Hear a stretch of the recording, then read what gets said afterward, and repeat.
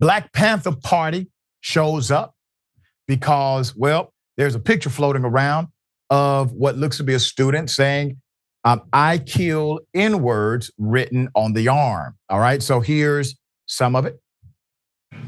This threat must be taken seriously. This threat was to kill. It isn't just a threat to black children, although it was a directed threat to black children, it is a threat to all children. Because when that child comes to that school to carry out those threats or has her family members, friends, or the KKK that one of the students has warned you about already this evening, come out and carry out those threats, all children are in danger because, as you know, bullets have no name. These reports are not just from black people, but white people as well. When will you realize you have a gigantic racial problem in your school and community? Do you not hear the cries of the people here? Don't let it fall on deaf ears. Those that don't see it don't want to see it, or can't because they aren't the targets of this racial activity. A 3-day suspension is not enough. This young lady should be expelled for the safety of all the children in this school. You all need to do what's right, and if you can't do what's right by these children, then it may be time for us to take action, a community, and get some different people in those seats. We demand justice, and that starts with her expulsion. All power to the people. All power to the people. All power to the people. Thank you. All power to the people.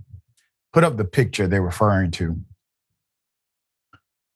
I kill N-words is what it says. The Black Panther Party had to properly contextualize how this is not simply an issue that targets black students, even though they should not have to make this distinction.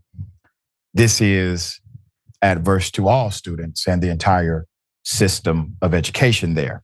Members of the original Black Panther Party showed up to the county school board meeting on Monday, addressed the floating image of a white female high school student, Powhatan student, that says, I kill N-words, written on her arm. The image has been circulating for weeks, but according to ABC 8 News, the concerns of both parents and students kept getting pushed off to a later date. Well, here's what happens when you decide to not engage your community. Some board members began what became a 3-hour session by condemning the racist comments and incidents cited by the students. Others called out the need for better discipline and policies regarding racist incidents like this. Quote, make no mistake, these were death threats and they should have been treated as such, said one board member.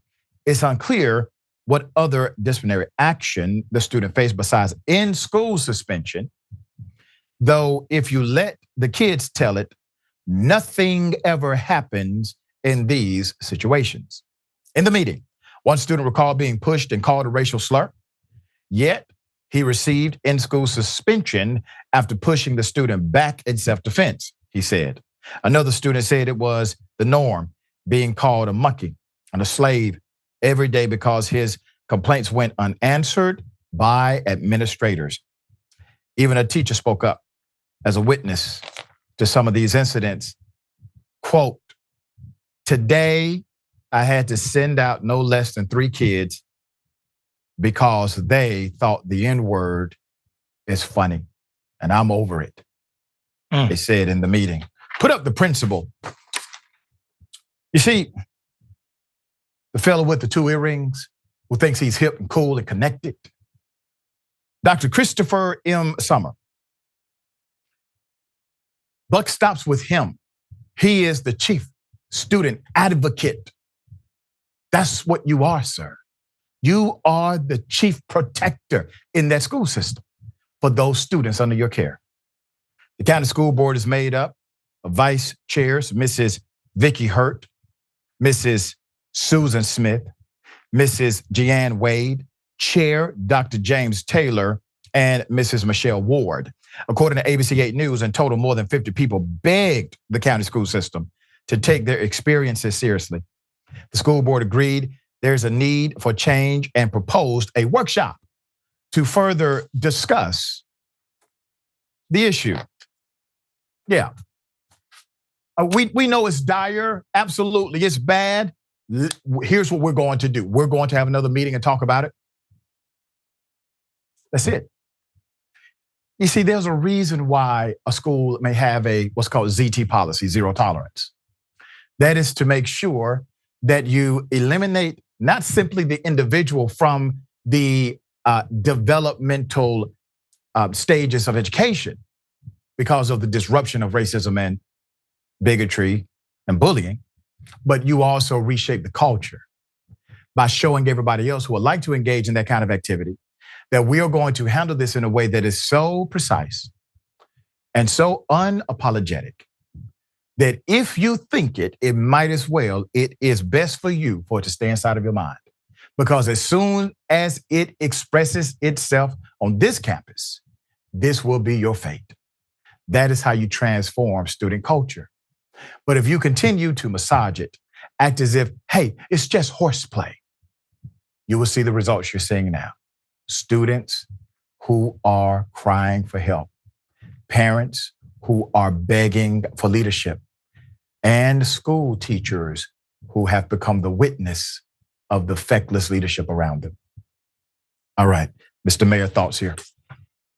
Yeah, I think you were spot on, brother. I don't know how people are going to argue this, and I think the one thing I would say though is this principal is cool to the white people. He need to be cool to. His audience is not those black students who are suffering through this. This climate, I tell people all the time, when people start posting pictures as bold and reckless as this behavior we display, trust me, there's a culture around them. Policies can't fix this. There's a culture that needs to be corrected. And that starts by taking away the head of this. That would be the principle. Because everything stops with him, and everything starts with him. Right. Whether you're directly involved or not, you cannot walk in a school and not know your climate. And this often, where a teacher is a witness, tells you how comfortable people are with this behavior. That's right. Very well said. And we understand culture. You know how many teachers have seen this, but they're not going to say anything because they fear retaliation, losing their job, losing a promotion, et cetera.